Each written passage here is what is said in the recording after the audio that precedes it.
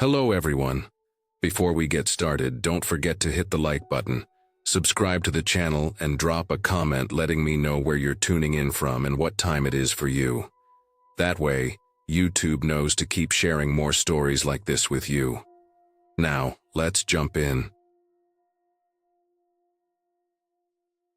My family and I had been spending a few days at a cabin on the Kino Reservation. It was supposed to be a quiet getaway from the noise of the city, a chance to disconnect and enjoy something simple. The cabin wasn't fancy. Wooden floors that creaked when you walked across them, windows that fogged up in the mornings, and a wood stove that took forever to heat the place.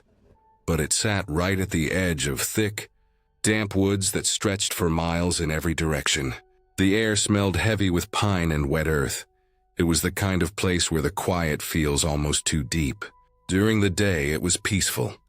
Just the wind moving through the trees and the occasional sound of something small, rustling through the undergrowth. But as soon as the sun went down, everything felt different. The trees pressed closer, shadows stretched longer, and every little sound felt amplified, like the woods were paying attention. Yesterday evening, I decided to go on a short walk before dark. The trail behind the cabin wound downhill, then curved through a dense patch of ferns and fallen logs. The air was cool and damp, and I could hear my boots crunching over the gravelly dirt. I wasn't thinking about much, just enjoying the quiet and how far I felt from the city. After a while, I stopped to listen. The woods were still. No birds, no bugs, just stillness. That was when I heard it. It was faint at first, a low, drawn-out call, distant but sharp in the way it carried through the trees. It didn't sound like a coyote or a dog. It was deeper, more echoing. The sound seemed to bend in the air, almost like it came from more than one direction. I froze and listened again, and then it came a second time, louder and closer. It wasn't just the noise, it was the feeling that came with it. My body tensed up instantly. My chest felt tight. I couldn't see anything, but my instincts told me to go back. I turned around and started walking quickly, trying not to look over my shoulder. The sound didn't follow me, but I kept glancing behind me anyway. By the time I got back to the cabin, the sky was dim and gray, the kind of light right before night fully takes over. My family was inside, sitting near the fire, and everything looked normal. I felt a little stupid for being shaken by a sound, but it had gotten under my skin. When I was alone later, I started looking up animal calls on my phone, trying to figure out what it was. After a few minutes of searching, I found a video of an elk call. The moment I played it, I froze. It was almost identical. The same long, eerie tone that started deep and climbed higher, until it broke off suddenly. I'd never heard one in person before, but it made sense. We were in an area with plenty of wildlife. I told myself that was it, that I'd overreacted. It should have been the end of it, but it didn't feel like it was. This morning, my brother went outside early, around 7. I was still half asleep when I heard him call out for everyone to come look at something. When I stepped outside, the cold air hit me, sharp and wet, and I saw him standing near the side of the cabin, right under the window of the room I was staying in. On the ground, sitting perfectly upright in the middle of the flattened grass, was the top part of an animal skull. It was clean white along the top, but still had bits of grayish skin stuck to the bone. No fur, no smell of something freshly dead, but it hadn't been there long enough to rot away either. It was like someone had placed it there carefully. What unsettled me most was that I had walked by that exact spot the evening before, when I came back from my walk. I would have noticed it. It wasn't small, and it was sitting right out in the open, just inches from the base of the cabin wall. I stood there staring at it for a long time. The others eventually lost interest, said it must have been dragged there by an animal during the night, maybe a raccoon or something. But that explanation didn't sit right with me. There were no drag marks, no other bones, no sign of disturbed dirt. Just the skull sitting in the grass like it had been deliberately placed. After that, I kept thinking about the sound I'd heard the night before, and how close I might have been to whatever made it. I told myself it was just a coincidence, but my mind wouldn't stop connecting things that probably didn't belong together. The night before we left for the cabin, I had a nightmare, the first one I'd had in years. I barely remembered most of it, but the parts I did remember stuck with me. In the dream, I was being followed by something tall. Not just tall, but unnaturally long and thin. Almost human-shaped, but stretched out. Its skin pale like paper. I never saw its face clearly. It was always behind me or just out of focus, but I knew it was fast. Every time I turned around, it was closer, though I never heard it move. I woke up sweating, heart pounding so hard it hurt. I hadn't thought much about it until now. The dream, the sound, the skull, it was too easy to draw lines between them, even if I didn't believe in that sort of thing. I wanted to brush it off, but it sat in the back of my mind all day.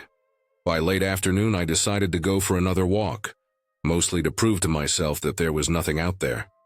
The trail looked the same, quiet and damp, with patches of moss covering the fallen logs. I walked slower this time, more alert. Every time a branch creaked or a bird took off, I felt my muscles tense up. About halfway down the trail, I found something strange. There was a patch of mud, wide and soft, where something heavy had stepped. It wasn't a boot print, and it wasn't an animal track I recognized. It looked like a hoof, but not quite. The shape was uneven, almost like two prints overlapping, and it sank deep into the mud, much deeper than a deer or elk would have. I crouched down to look at it closer. The edges were still wet, meaning it had been made recently, maybe just hours before. The idea that something that large had walked through there not long ago made my stomach twist. I stood up quickly and decided to turn back. The walk back to the cabin felt longer than it should have. I kept glancing at the trees, half expecting to see something move. But the forest stayed still. When I finally saw the cabin again through the trees, I felt this huge wave of relief. That night, I couldn't sleep. The sound of the woods outside the window felt different. Too quiet, then too loud, then quiet again. At one point, around midnight, I thought I heard footsteps outside, slow and crunching in the gravel. I told myself it was just an animal, maybe a deer wandering near the cabin. I didn't get up to check. The next morning, there were no footprints in the dirt outside, no signs of anything being there. But the skull was gone. The spot where it had been was empty, the grass slightly bent as if something had lifted it carefully away. That was the moment when the uneasiness turned into something heavier. My family didn't seem to care much. They said maybe a fox dragged it off. But the idea that something had been right under my window twice made my skin crawl. We spent the rest of the day pretending everything was normal. My parents read on the porch. My brother went fishing and I just stayed quiet, trying not to think about the woods watching us. I kept glancing toward the tree line. Every time the wind moved through the branches, I thought I saw shapes, but they were never there when I looked properly. By the last night, I'd barely slept more than a few hours. My mind was running on nerves. Around 3 in the morning, I finally gave up trying to rest. I got up, walked to the window, and looked out. The trees were still, the moonlight catching on the wet grass. That's when I saw it. Just for a second. Something pale standing between the trees at the edge of the clearing. Not close, but not far either. I blinked and it was gone. I stood there for a long time, staring, trying to convince myself I'd imagined it. Maybe it was just the way the moonlight hit a tree trunk. Maybe it was nothing.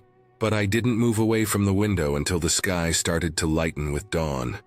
When we left the cabin later that morning, I felt a strange kind of relief, like I was stepping out of something that had been watching me the whole time. I kept waiting for the feeling to fade as we drove back toward the main road, but it didn't. It followed me all the way home. Now, even back in the city, I still think about it. I tell myself it was just an elk, just some bones that animals dragged near the cabin, just tricks of light in the trees. But there's a small part of me that can't let it go. The way the skull appeared and disappeared overnight, the sound that made my skin crawl, the shape I thought I saw at the tree line. Maybe it was all a coincidence. Maybe my mind was just filling in the blanks. But sometimes, late at night when everything is quiet, I can almost hear that same low, distant call again, echoing faintly, like it's remembering me too.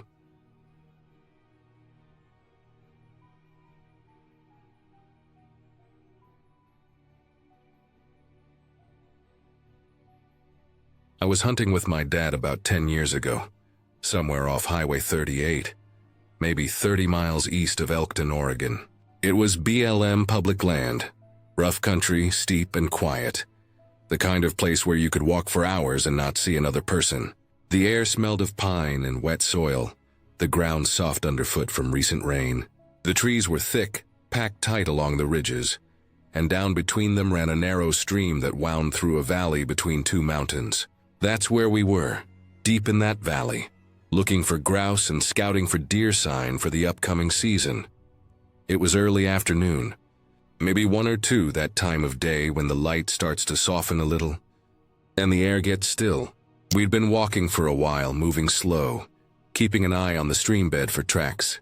The sound of water trickling over rocks was steady and calming, and the woods around us were full of the usual background noise, the occasional woodpecker knocking on a trunk, the rustle of a squirrel darting through ferns, the faint call of birds up high. It was peaceful in a way that only deep woods can be. Then, just as we rounded a bend in the stream, everything stopped. The sound of the water was still there, but everything else went dead quiet. Not a bird, not a bug, not a single breath of wind through the trees. I didn't notice it at first.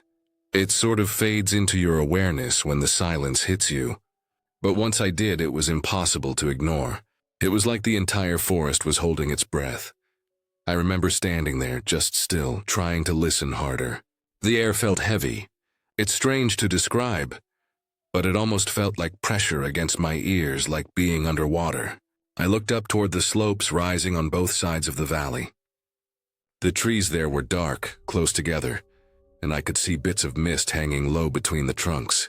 The sunlight didn't reach much down into the valley, so everything around us looked dim, shadowed, even though it was still broad daylight.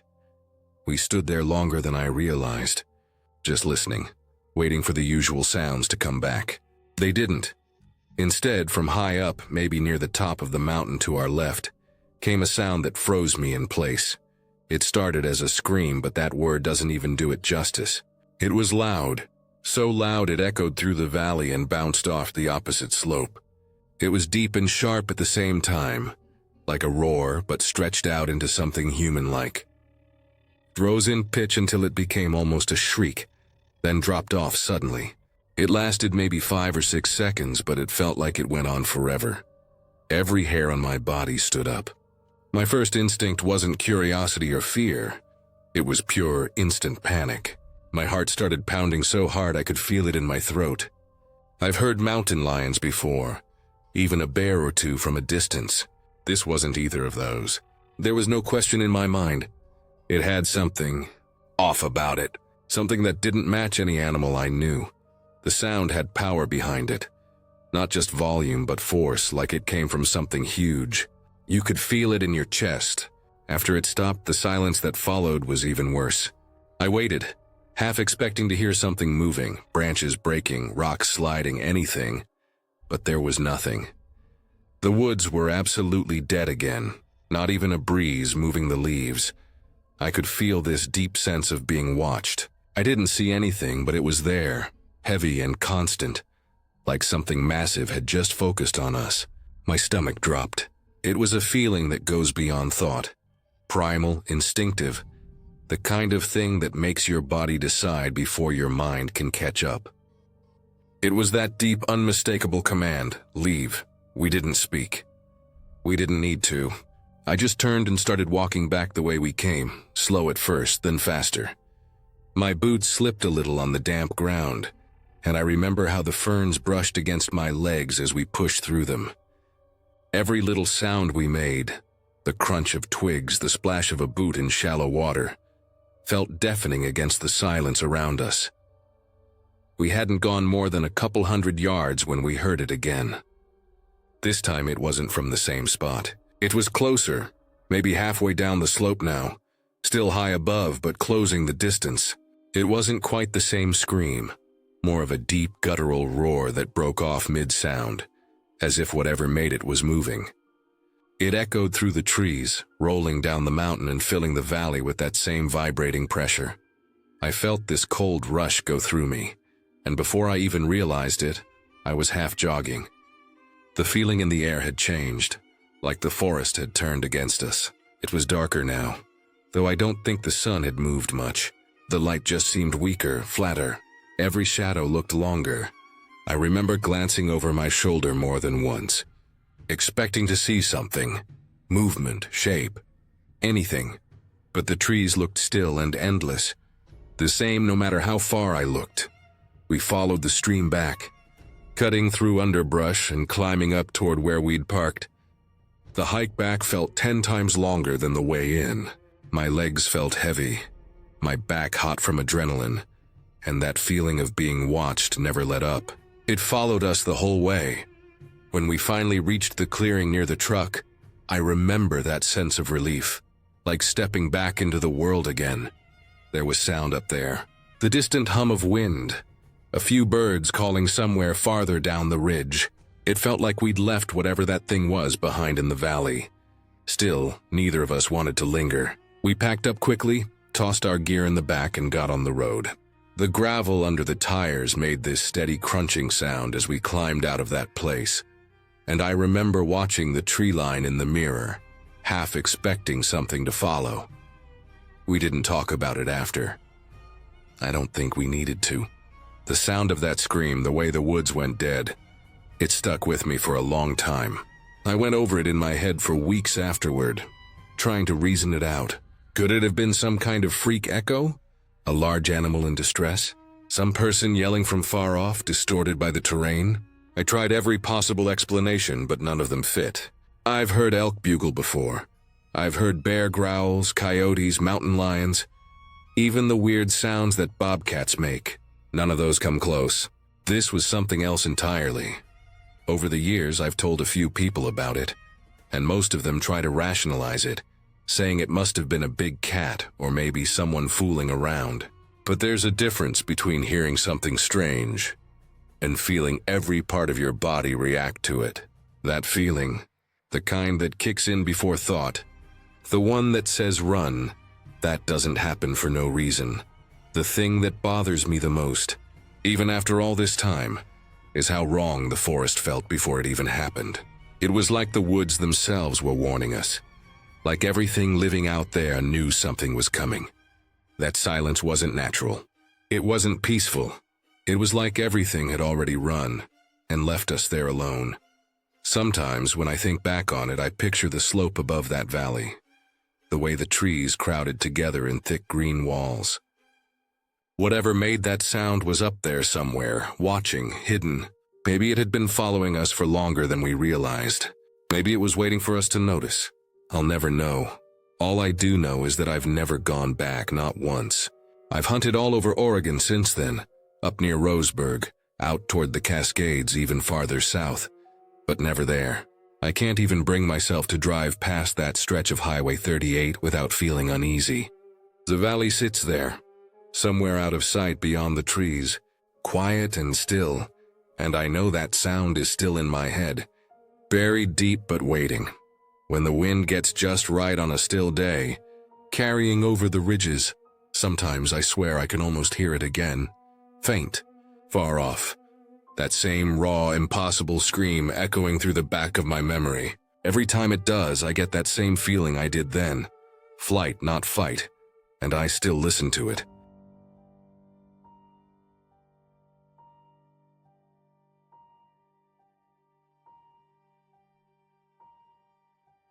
I was 16 that summer, still more boy than man, but already chasing a kind of quiet that only the woods could give me. My family had taken a short camping trip near White Chuck Campground on the Mountain Loop Highway, just past Barlow Pass. Back then, the area wasn't as developed as it is now, just a narrow road winding through thick forest, and a few scattered camp spots near the river. My dad had picked the place because it wasn't crowded, and because the air felt clean enough to almost sting your lungs. The smell of pine and wet soil hung in everything, even our clothes. It was the day after my birthday, and I remember waking up with sunlight already spilling through the canvas of our tent. My parents were still asleep, and the other campers were only just starting to stir. I had that restless energy that comes with being 16, too young to sit still, too old to play. So I decided to go for a walk, maybe up one of the old logging roads that branched off the main trail. Those roads were everywhere around there, relics from decades earlier when the hills had been picked clean for timber. Now they were mostly overgrown, half reclaimed by the forest, lined with alder saplings and ferns that had crept back in over the years. I didn't bring much with me. Just a canteen of water, a pocket knife, and a small pack with a few crackers. It was mid-morning when I left camp, the air still cool and heavy with the smell of damp moss. The river below murmured through the valley, and above me, the slopes of the mountains caught sunlight in patches through the trees. Every so often a jay would scream out from somewhere unseen, and the sound would echo like something wild and alive moving just out of sight.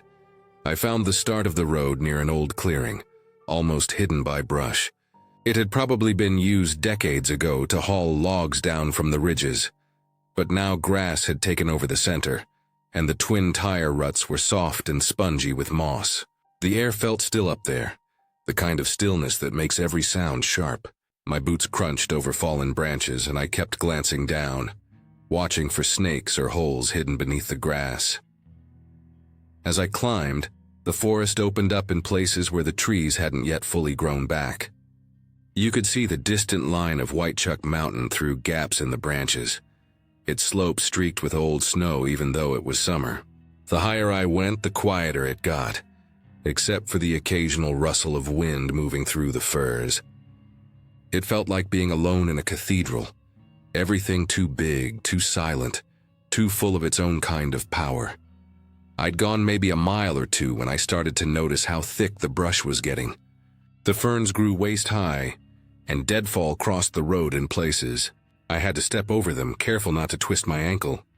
The air smelled a little sour, wet leaves maybe, or some old decaying wood. The ground was soft, still damp from a rain earlier in the week. I could feel the sun overhead but couldn't see it much through the trees. That's when I heard it, the sound of something moving off to my right. It wasn't the quick flutter of a bird or the small crunch of a squirrel. This was heavy. It came with a rhythm, crash, pause, crash again, like something big was pushing through brush.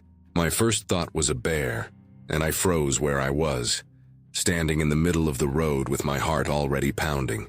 I had never seen a bear up close before, but everyone always said to stay calm, don't run, make noise. The problem was I couldn't seem to move at all. My legs just locked up. The sound came closer. I could see the tops of the ferns shaking, small branches snapping like twigs underfoot. My breath caught in my throat. Then in one sudden movement, something exploded out of the brush, an enormous bull elk. He came up onto the road like a train hitting open track, his muscles rippling under his coat, his antlers catching the light like a crown of polished bone. For a moment I couldn't even process what I was seeing. He was massive, easily over 800 pounds, his head almost level with mine even though he stood on 4 legs. I could see the steam of his breath hanging in the cool air between us. He had come up no more than 20 feet away, close enough that I could see the dark, wet shine of his eyes and the scars along his shoulder. I didn't move. I couldn't. My heart slammed in my chest so hard I thought he'd hear it. Every instinct screamed to back away, to do something, but all I could do was stand there. The elk stared straight at me, his head slightly lowered, his nostrils flaring as he sniffed the air. There was something in his eyes that didn't feel like aggression exactly, more like deep, wild awareness. I felt small in a way I had never felt before, like I had stumbled into a part of the world that didn't care if I existed or not. He stood there for what felt like a full minute but was probably only a few seconds. Then he let out a short, sharp breath, shook his massive antlers so hard that small bits of brush fell from them, and stepped off the other side of the road. I heard the branches crack again as he moved down the slope, and then he was gone. The forest swallowed him back up as if he had never been there. For a long while, I didn't move. My hands were shaking, my mouth dry, my legs almost useless. I felt the rush of adrenaline start to drain away, leaving behind a strange emptiness. The woods were silent again, not even a bird calling. It was as if the forest had paused to watch the whole thing. I remember looking at the spot where he had come up, seeing the flattened ferns, and realizing just how close I had come to being trampled if he'd been startled in the wrong way. Eventually, I forced myself to start walking back down. My steps were slow, cautious. Every sound made me jump a little. Even though I knew he was gone, I kept glancing over my shoulder, half expecting to see him standing there again. The air felt different now, heavier somehow, as if I had stepped into a part of nature that didn't want to be disturbed. When I finally saw the edge of the campground through the trees, I let out a long breath I hadn't realized I was holding. My legs felt rubbery when I stepped back onto the gravel road near camp. The familiar sight of tents and the faint smell of wood smoke grounded me. I remember sitting down on a fallen log, just staring at my hands. They were still trembling slightly. I felt embarrassed about how shaken I was, but also amazed. Seeing something that big, that alive, that close, it changes the way you think about the world. That night after dinner, the campground was alive with the usual hum of people settling in. A few families had radios and one of them had a shortwave set.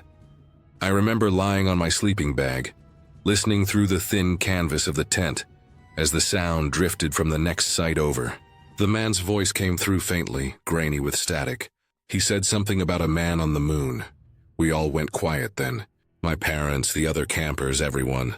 The forest that had felt ancient and untamed earlier in the day now seemed connected to something vast and distant. Neil Armstrong was walking on the moon, and I was lying there in a tent in the middle of the woods, still thinking about the elk that had stared me down. The two moments felt oddly linked, one showing how far people could reach, the other reminding me how small we really were. I kept thinking about that bull, the way he had looked at me like I was an intruder, something temporary passing through his world. The moonlight filtered through the trees that night, pale and cold, casting faint shadows across the tent walls. I could still smell pine and smoke, still hear the faint hum of the radio. When I closed my eyes, I could see that elk again, muscles coiled, antlers wide, eyes steady. I realized how close I had come to danger, without it ever feeling malicious. It was just the raw fact of being out there, in a place that didn't owe me safety. I fell asleep to the crackle of distant static and the soft whisper of wind moving through the trees. Even now, years later, whenever I hear the word wild, I don't think of snarling predators or dark forests. I think of that quiet moment on a forgotten road above White Chuck Campground, the breath of an animal rising in the morning air, and the feeling that for one instant, the world was balanced between fear and awe, and I was lucky enough to walk away.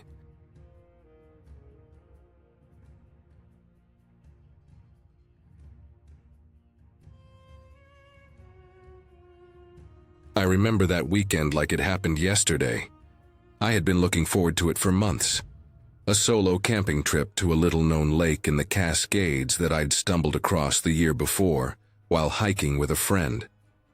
It wasn't marked on most of the casual maps, just a deep, cold basin surrounded by tall pines, granite outcrops, and a silence that felt almost ancient. I'd only ever met one other person who had even heard of it, and he said he'd fished there once in the 80s. That kind of isolation was exactly what I wanted. No crowds, no noise, just me and the wilderness. Getting there wasn't easy. The drive itself was long and bumpy, the last hour being nothing but a rough forest road, half swallowed by brush and potholes big enough to swallow a tire. I parked at the end of a rutted pull-off where the trail disappeared into the trees and shouldered my pack. The air was cool and crisp, that clean kind of air that smells like wet dirt and pine sap, heavy with the sound of wind moving through the forest canopy. I hiked for what must have been 2 hours before I started hearing the faint lap of water somewhere ahead. When the trees finally opened up, the lake appeared like glass, perfectly still, perfectly clear, surrounded by jagged cliffs and shadowed forest. There wasn't a single ripple except for the ones caused by a few lazy dragonflies darting just above the surface. I picked a spot near the far end of the lake, A small open patch with soft moss and a flat view across the water. I unpack slowly, taking my time. There's something about being that far out alone that makes every little sound feel magnified. Every squirrel in the brush, every bird calling from the trees. It's peaceful, but there's a tension underneath it. The kind that reminds you that you're not really in control out there. Still, I felt safe enough. It was bright, the weather was perfect, and I had the whole place to myself. After setting up camp, I spent the afternoon fishing.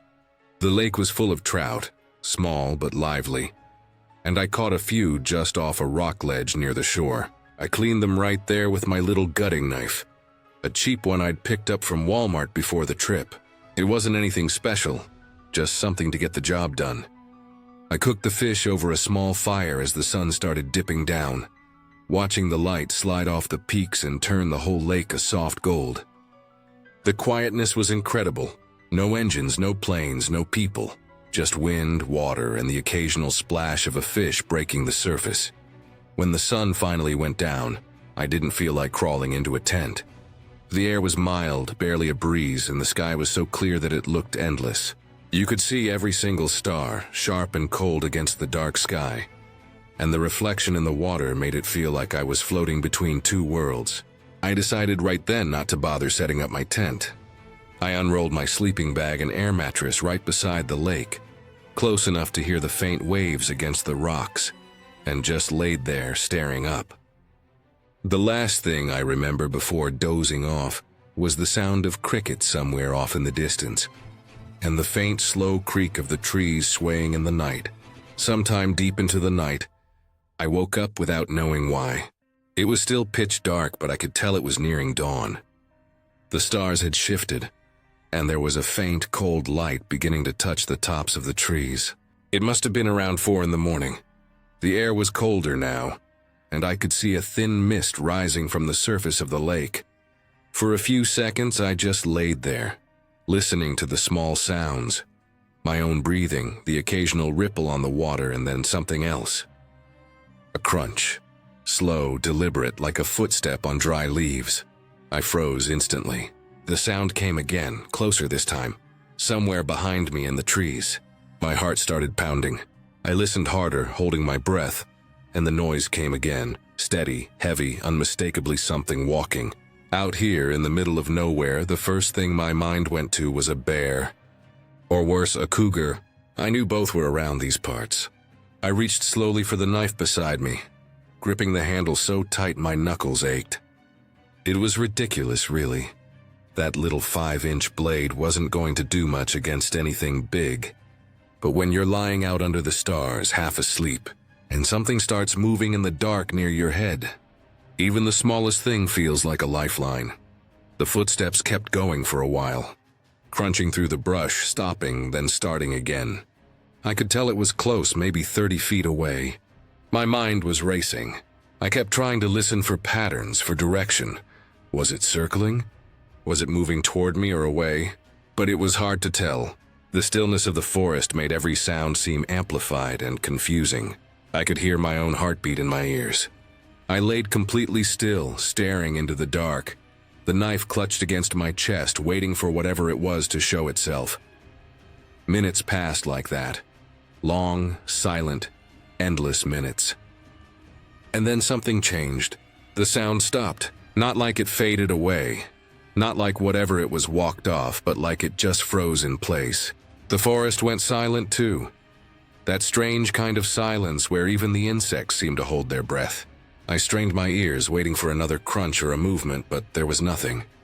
Just the faint lap of water against the rocks beside me, and the whisper of wind through the trees. I must have laid there for 5 minutes, maybe more, not daring to move.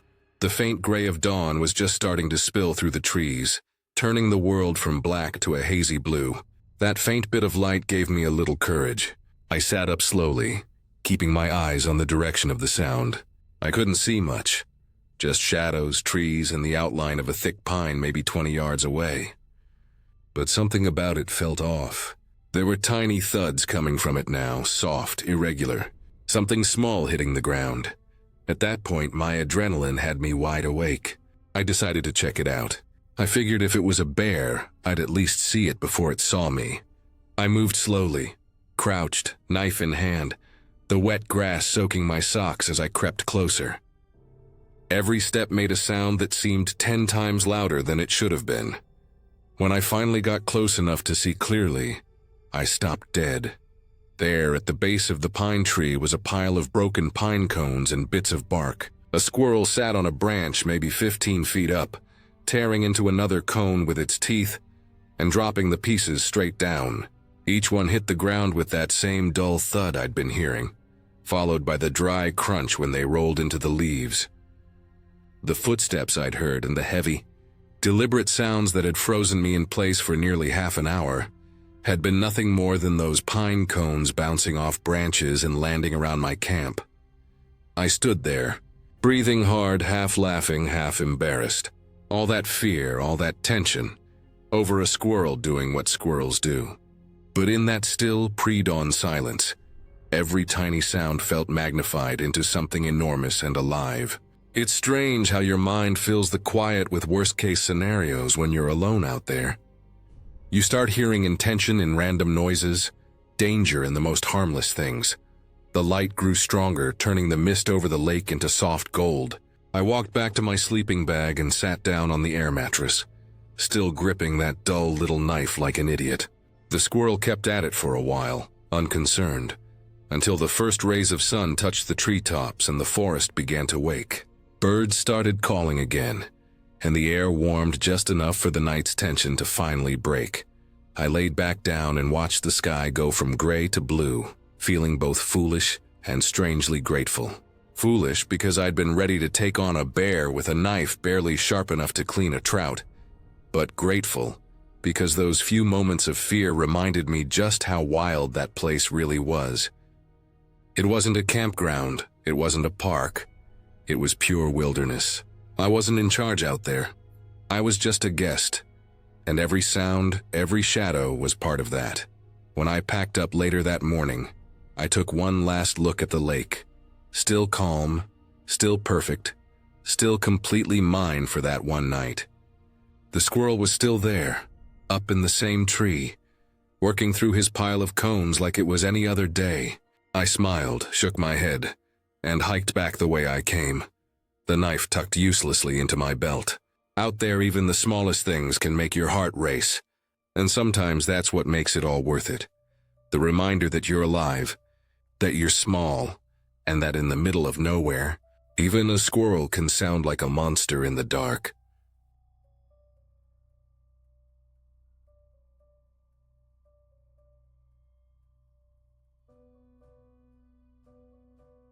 I've had a couple of strange experiences in my life, but there's one that always sticks with me.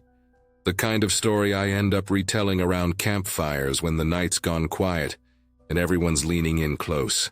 It didn't feel terrifying when it happened, not at first. But years later, when I learned a few things and put it all together, the memory turned sour in my stomach. What I saw that day wasn't supernatural or impossible, but it was something I still don't fully understand, and something that made me realize how much you can miss when you're just a kid. When I was about 9 years old, my family lived in British Columbia, not too far from a local heritage property known as the Pillath House. People around the area used to call it the creepy doll house because of how strange it looked. That old wooden frame, the fading white paint, the small upper windows that looked like they were watching you when you drove past at night. Everyone knew about it. It sat near the edge of the neighborhood, surrounded by thin woods and old fencing that didn't quite hold up anymore. Our house was close enough that you could see the roofline of the Pillath house through the trees in late fall, when the leaves had come down. My parents didn't talk much about it, but I used to hear stories from the older kids, that people had gone inside and seen dolls staring at them from the upstairs rooms, that the place was used for tours sometimes, and that it had a long history. When you're 9, those kinds of stories sink in deep. The name Creepy Dollhouse felt real even if you hadn't been inside. That fall was cold and gray. It rained almost every day, the kind of light drizzle that never seems to stop, and the wind always seemed to rattle the eaves of the house. I caught a cold right around then. Nothing serious, but enough that my mom made me stay home from school. My dad was at work that day, and my 2 older sisters were already off at the high school, which was a few miles away. It was just me and my mom at home. She worked from home a few days a week, sewing clothes and doing small projects for clients. My dad had built her a small shed-like workspace out in the backyard, right behind the sliding glass door that opened from our living room. It was just big enough for her sewing machine, a table, and her supplies. She'd go out there for hours at a time, humming softly while she worked, then come back in around lunch. That day started off like any sick day. I remember waking up to the sound of rain tapping against the windows, the light outside a dull gray. My mom gave me a bowl of cereal and some orange juice, then went outside to her sewing shed with her coffee mug. I could see her silhouette through the sliding door sometimes, bent over her work table, the small lamp inside glowing warm against the gray outside. I stayed in the living room, curled up on the couch with a blanket, watching TV. I think it was Barney. I remember the colors and the songs clearly. The couch faced the TV, and right in front of me was the black glass panel of our fireplace. It wasn't on, but the reflective glass always showed faint images. The TV screen, the couch, sometimes the movement behind me if someone walked down the hallway. The hallway led to the bedrooms, stretching directly out from where my head was pointing as I lay back on the couch. At first, everything felt normal. Just the rain, the occasional creak of the house, the low sound of my mom's sewing machine outside. I was drowsy, half focused on the TV, not really thinking about anything. Then in the reflection of that glass fireplace, something moved. It wasn't a shadow exactly. It looked more solid than that. A shape. I saw it in the corner of my eye, in that dark, glossy reflection. Something small and dark, crouched low with its knees bent. It was moving side to side in a slow, strange rhythm. At first, I thought my eyes were just playing tricks on me. Maybe it was just the light flickering from the TV. But then I realized it wasn't random movement. It was deliberate. That shape was swaying, almost dancing, the same way Barney and the kids on TV were moving in the scene I was watching. It had its arms bent out in front, shifting from side to side, almost in time with the music. I remember blinking, leaning forward, staring at the reflection. The figure kept moving for maybe 4 or 5 seconds, though it felt much longer at the time. Then it stopped completely. I turned around fast, twisting on the couch to look down the hallway. Nothing was there. The hallway was empty, dim, with the weak light from a window near the bedroom spilling across the carpet. No movement, no noise, no one. I remember my first thought being that one of my sisters had come home early, maybe to mess with me. It was the kind of thing they would do. So I got up, still wrapped in my blanket, and went down the hallway calling for them. I checked their rooms, both empty. My parents' room empty too. The bathroom door was open. Nothing.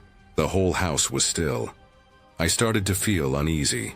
Not terrified, just off. Like something small was out of place, but I couldn't tell what. I went back into the living room, looked at the reflection again. Nothing there now. Just the TV screen flickering on the black glass. After a minute, I decided to go get my mom. When I slid open the door, I could hear the sewing machine stop. She looked up, and I remember the way she gave me that quick, worried glance. The one moms give when they think their kid might be sick or scared. I told her something strange had happened in the house. We went inside together. The house smelled faintly like fabric and toast. She walked with me down the hallway, checking each room again. Nothing was out of place. I remember how quiet it was. Just the faint sound of the rain outside. She probably thought it was just my imagination, but she didn't say that. She just looked around, made sure the windows were closed. Then, as we were walking back toward the living room, the front door slammed open. It was loud enough to make both of us jump. I ran ahead and saw it swinging on its hinges. Rain blowing in, the doormat half folded from the gust. It was windy outside, sure. But the strange thing was, my mom always kept that door locked during the day. Always. I remember feeling confused as I pulled it shut and turned the deadbolt. We brushed it off eventually, The wind, the old house, the storm. The rest of the day passed like nothing had happened. I lay back on the couch, watched more TV, and dozed off a few times. When my sisters and dad came home that evening, everything felt back to normal. But for the rest of that week, I found myself glancing at the reflection of that fireplace again and again, half expecting to see something moving. Nothing ever did. Years went by. We moved away from that house not long after. I got older, went to college, and eventually started my own life. The old place faded into memory. One of those strange childhood stories that doesn't seem real anymore when you think about it too long. Then, more than 10 years later, it came back to me. My sister was visiting, and we were all sitting around the table having lunch. We were reminiscing about old houses, old neighbors, random things. The conversation turned to the Pillith house, since it had recently been brought up in the news again, as part of a heritage preservation project. My sister mentioned something interesting. One of her friend's dads had actually worked there for the government, maintaining the grounds and keeping it in order for tours. She said he used to have to stay there overnight sometimes because of the early work hours. He told her about hearing footsteps in the halls at night, strange knocks, sometimes the feeling of someone sitting or jumping on the edge of his bed while he was trying to sleep. She said it had happened so often that he eventually got used to it. I remember listening, not really reacting, just staring down at my food as she spoke, because what she described, especially the mention of a little boy being seen around the house, made something click in my head that I hadn't thought about in years. The house I grew up in was right beside that place. The fence line that divided our property wasn't far from the edge of the heritage lot. If that man had heard things over there, then maybe whatever I saw that day had wandered from that property. At 9 years old, I didn't understand how reflection and light could work in certain ways, how movement can distort through glass and darkness, how imagination can fill in blanks when you're alone and sick and half watching TV. But I know what I saw. That reflection wasn't random light. It was something solid, something moving with intent. Maybe it was just a person. Maybe some kid from the neighborhood had come inside. Maybe the door hadn't been locked and the slam later was the wind catching it. There are logical explanations, sure. But when I think about the shape, the way it moved, crouched, swaying side to side, and how completely silent it had been, I can't quite convince myself it was normal. I've gone over it again and again in my head. The glass reflection, the hallway, the sound of the rain, the timing. It's been almost 20 years since that day, but I can still see it if I close my eyes, that faint, dark outline rocking side to side in perfect time with the music on the TV. Its arms bent and its head tilted slightly, like it was watching me just as much as I was watching it. It didn't feel evil. It didn't even feel threatening. It just felt wrong, like something small and human-shaped was in a place it shouldn't have been. When people ask me about it now, around those late-night campfires, I tell them everything. The house, the reflection, the door, the later story about the man next door. And I always end it the same way. There's nothing supernatural about it. No ghost, no spirit, no proof. Just a memory of something that shouldn't have been there, in a quiet house on a rainy day, seen by a sick kid who still swears he didn't imagine it. Because sometimes, even when you grow up, you realize that the things that stick in your memory the most aren't the things that scared you back then. They're the things that didn't scare you until years later, when you finally understand what you might have really seen.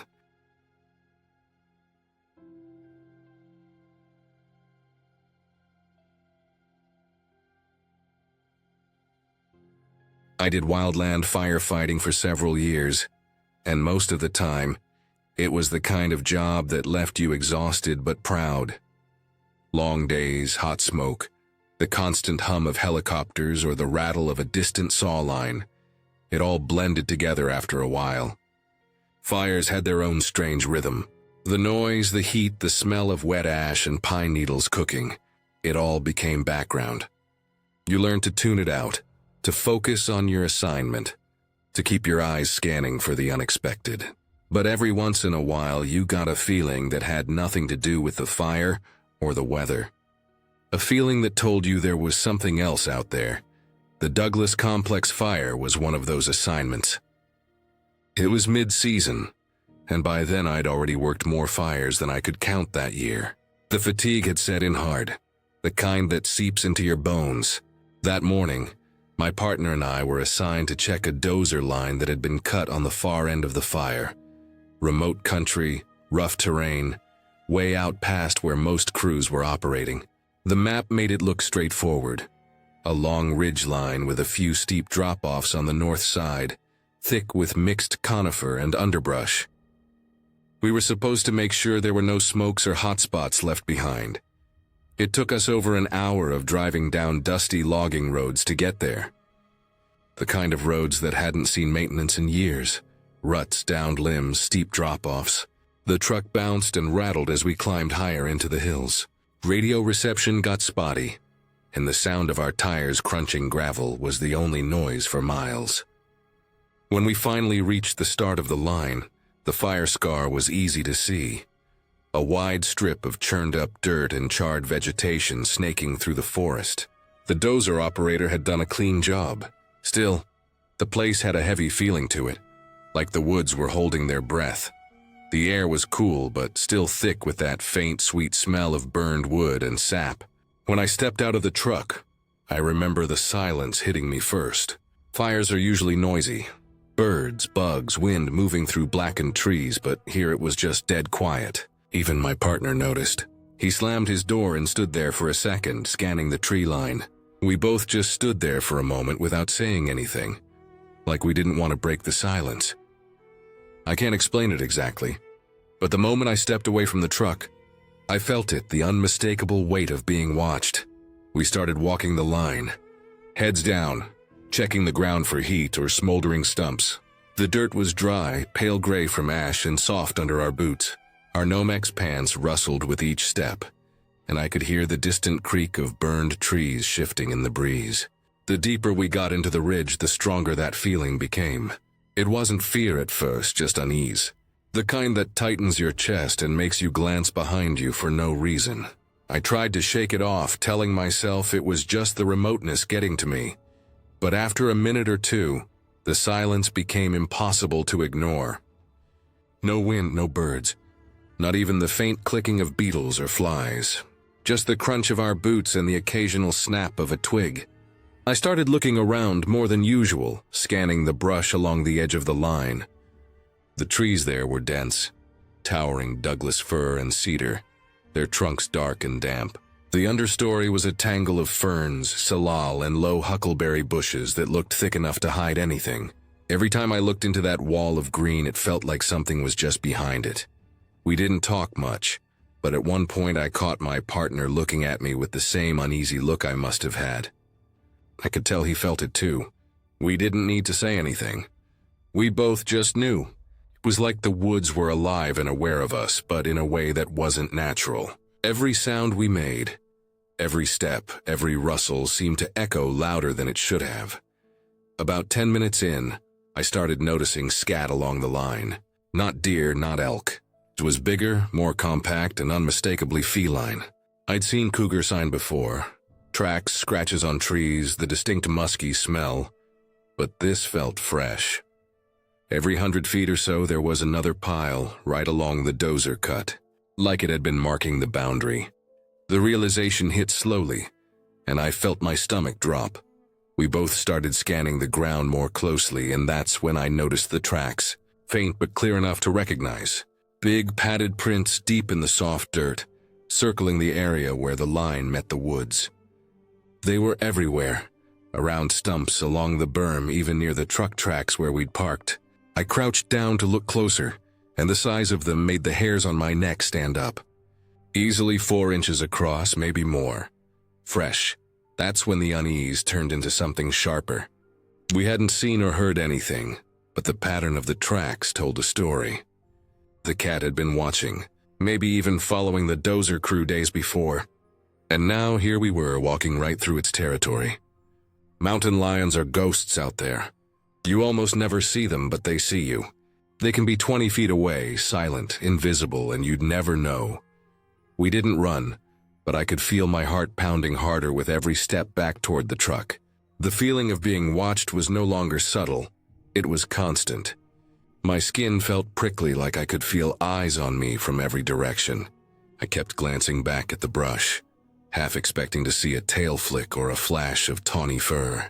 But there was nothing, just that same heavy quiet. When we finally got back to the truck, I saw the tracks immediately.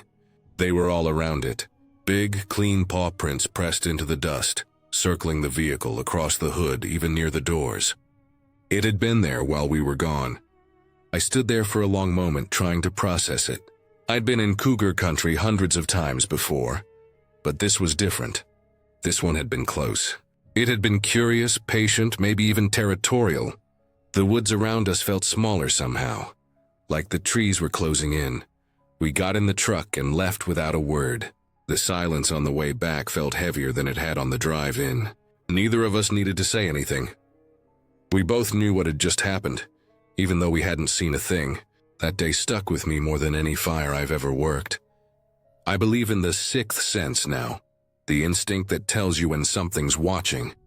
It's real. Your body knows before your mind does. Years later, when I was assigned to a different district, I mentioned that story to a few of my co-workers while we were reviewing maps of the area. We were planning to scout a section of old fire line in the Cascades, another remote, rugged spot that didn't see much human activity. I pointed to a spur road on the map and said I'd like to check it out. It was an overgrown dead end tucked deep in the mountains, past a locked gate and several miles of rough road. One of the older guys at the table went quiet for a second when he saw where I was pointing. Then he pulled out his phone and opened a map app. He zoomed in on a pinned location and held it next to the map I had on the table. The pin was almost exactly where I'd just pointed. He didn't say much at first, just stared at the map.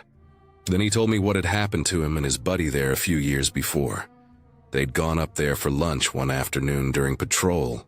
It was summer, and the canopy in that part of the forest was so thick that even midday light felt dim. The road was choked on both sides by heavy brush, ferns, vine maple, and young firs that pressed right up to the gravel. He said it was so quiet up there that they could hear their own chewing echo off the trees. Then, in that stillness, they started hearing footsteps in the brush. Not the fast, uneven movement of an animal, but slow, heavy steps that sounded human. Crunch, pause, crunch. They sat still and listened. The sound circled them, moving just out of sight, always staying behind the wall of brush. He swore there was no way a person could have been up there. No vehicles, no signs of anyone for miles. They called out once and the footsteps stopped. Then a few seconds later, something came crashing out of the brush up the hill. Not a person, not an animal they could see, just a rock.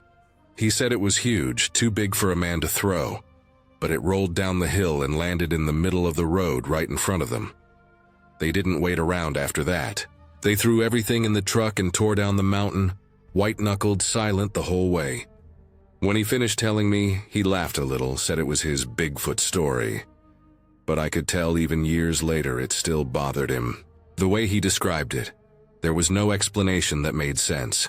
No prankster, no other crew. Just that strange sound in the woods and a rock that came flying out of nowhere. What got me most wasn't the story itself, but how close his pinned location was to where I'd wanted to go. Practically the same spot. Made the hair on my arms stand up all over again, 'cause I knew that feeling he was describing. I'd felt it before, out on that line during the Douglas fire.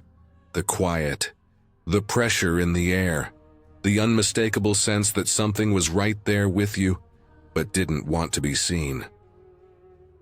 Wildland firefighting puts you in places most people will never set foot. Remote ridges, canyons, deep timber miles from the nearest road. You see the world stripped down. No crowds, no noise, just raw land and the animals that live there. You start to realize that in some places, humans are just temporary guests. The woods remember what they were before you came. When I think back to that day on the Douglas complex, I can still picture the light, the dirt, the shape of the paw prints circling our truck. I can still feel that quiet pressing in, the kind that makes your pulse throb in your ears. We never saw the cat, but it saw us. It had probably been watching us the whole time, silent, patient, calculating. That's what stayed with me. Not the danger, not the prints, but the realization that sometimes when you step into those places, you stop being the observer.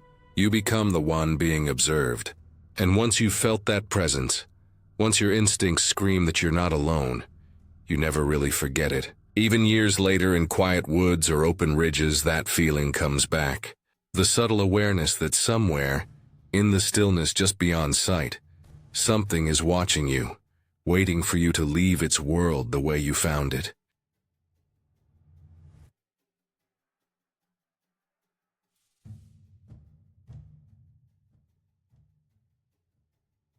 It was mid-October of 2023, that time of year when the mornings are crisp enough to see your breath, and the air smells faintly of wet leaves and cedar.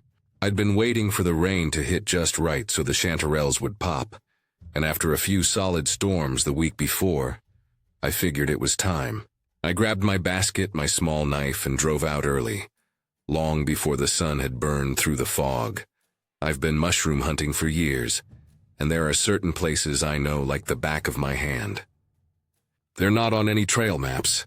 You have to know what to look for. Old growth, moss-covered trunks, certain slopes where the light hits just enough. These spots almost always have something, and this time of year they're gold mines for chanterelles. The forest was damp when I stepped out of my car. I could hear the faint dripping of water from the canopy, the soft rustle of unseen birds.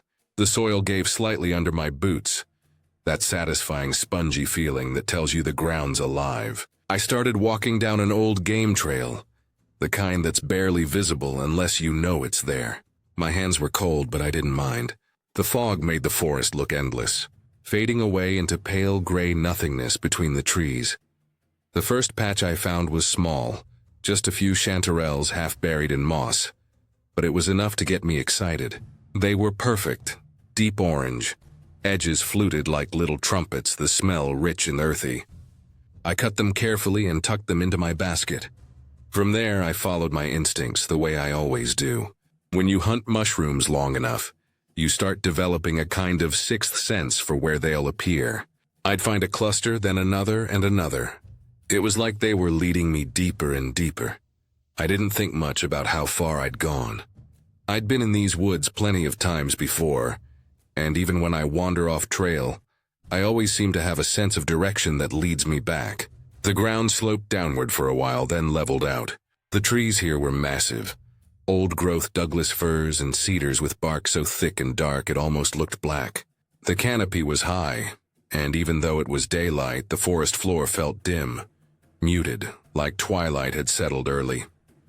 I kept moving, scanning the ground, sometimes kneeling to brush aside leaves. The air was still and heavy. I realized after a while that I hadn't heard a bird in some time, but I shrugged it off. I was too focused on filling my basket. Every few steps there were more mushrooms, sometimes growing in perfect rings around a rotting log, sometimes tucked under ferns. I couldn't stop collecting them. It was like I'd stumbled onto an endless trail of gold. Eventually I straightened up and looked around. The fog had thinned a bit, but the trees seemed closer than before, the spaces between them darker. I took a breath and decided I should probably start heading back. The forest has a way of swallowing you without you realizing it, and I didn't want to be miles from the car when the light started to fade. I turned and began retracing what I thought was my route, using landmarks I recognized. A split tree, a patch of moss-covered stumps. But they looked different now. Or maybe I was second-guessing myself. I told myself not to panic, that I knew this forest well enough to find my way. I just needed to keep a steady pace and not let my imagination run wild. That was when I heard it. A sudden sharp sound from high above me. Something dropping through the branches and hitting the forest floor with a muffled thud. I froze, heart jumping. My first thought was a squirrel, maybe a pine cone, but it had sounded heavier than that. The canopy here was at least 60 feet high, and whatever it was had fallen fast. I scanned the ground nearby but didn't see anything moving. I told myself it was nothing, maybe a branch that had broken loose, and I started walking again. But I couldn't shake the feeling that the forest had gone unusually quiet. The silence pressed on my ears, thick and heavy. I could hear the faint sound of my own breathing, my boots shifting the wet leaves beneath me. Every instinct in my body started to whisper that something wasn't right. A few minutes later, I stopped without even meaning to. It was like something deep inside me just told me to freeze. I didn't hear anything specific. No crack of a twig, no rustle. But the feeling was immediate and overwhelming. The kind of cold, crawling dread that makes the hair stand up on your neck. I stayed perfectly still, eyes scanning between the trees. I didn't move. I didn't even want to breathe too loud. It felt exactly like being watched. I've had that feeling before out here. But this time it was different, sharper, heavier. It didn't feel like imagination, it felt like something was focusing on me. I kept my head forward, pretending to study the ground like I hadn't noticed anything. But every part of me was screaming that something was nearby. The thought of turning around felt impossible. Like if I looked, I'd see something I wasn't supposed to. I told myself to stay calm. Just keep walking, I thought. Don't run. Don't make sudden movements. The forest seemed to close in tighter as I walked. My steps sounded too loud, too clumsy. I was trying to keep my breathing steady, but my chest felt tight. Every few seconds I'd glance sideways, half expecting to catch a shape between the trees. But there was nothing, just the endless rows of trunks and ferns and mist. About 10 or 15 yards later, I noticed something on the ground that stopped me dead. In the soft mud beside a decaying log were prints, big ones. They were round, with deep pads and no claw marks, spaced far apart like whatever made them was heavy and moving with purpose. I crouched to look closer, but even before I did, I knew. They were cat tracks, big cat tracks. Mountain lion. I've seen cougar prints before, but never this fresh, never this big. The edges were sharp and clean like they'd been made minutes ago. The mud still glistened wet in the depressions. I looked at my own boot next to them, and the paw was almost the same size. My mouth went dry. I realized those prints hadn't been there earlier when I'd walked this same route. That meant whatever it was had come through recently. Maybe while I'd been standing still. Maybe while I'd been being watched. A sick feeling spread through me. I turned my head slowly, scanning the forest. Every shadow between the trees looked like it could be hiding something. I didn't see movement, but the silence told me enough. Cats stalk their prey quietly. They watch. They follow. I'd read that if a cougar decides you're interesting, you won't know it's there until it wants you to. It took everything in me not to run. My whole body wanted to sprint, but I knew that was the worst possible thing I could do. So I forced myself to keep moving, one careful step at a time, back toward what I hoped was the right direction. I didn't stop to collect any more mushrooms. I didn't even look at the ground. I just walked. The forest felt endless on the way back. Every sound made me jump. The creak of a branch, the drip of water, my own footsteps. I kept glancing over my shoulder even though I didn't want to. Once I swore I heard something faint behind me, the soft crack of leaves under something light but powerful. My heart slammed in my chest so hard I thought I might pass out. Minutes turned to what felt like hours. I started to doubt whether I was even heading the right way. My legs ached. My basket felt like lead in my hand. I finally started to recognize a few landmarks. The broken stump with moss, a fallen tree I'd stepped over earlier. Relief came slow, but it was there. I was getting close. Still, I never shook the feeling that something was just out of sight behind me, watching, matching my pace. Every time I looked back, the trees stood still, but it felt wrong, like there should have been wind or birds or something living. Instead, the forest felt hollow and waiting. When I finally saw the shimmer of my car through the trees, parked on the side of the narrow forest road, I almost didn't believe it. I walked the last stretch fast but steady, not daring to run, my hands trembling. Only when I reached the car and got the door shut did I let myself breathe again. I sat there for a long time, the windows fogging up from my breath. My basket sat on the passenger seat, filled with mushrooms that suddenly felt like they weren't worth it. The woods were quiet outside, too quiet. I thought about those prints, about how fresh they were, about how close I must have been without realizing it. Eventually, I started the engine and drove away, the forest fading in the rearview mirror. I didn't look back. I still hunt mushrooms now and then, but never alone anymore. Every time I step into the woods, I remember that feeling. The silence, the weight of unseen eyes, the tracks that appeared where none had been before. It wasn't supernatural or unexplainable. It was just nature, pure and raw, something wild reminding me that I was trespassing in its world. And that's enough to make even the calmest forest feel haunted.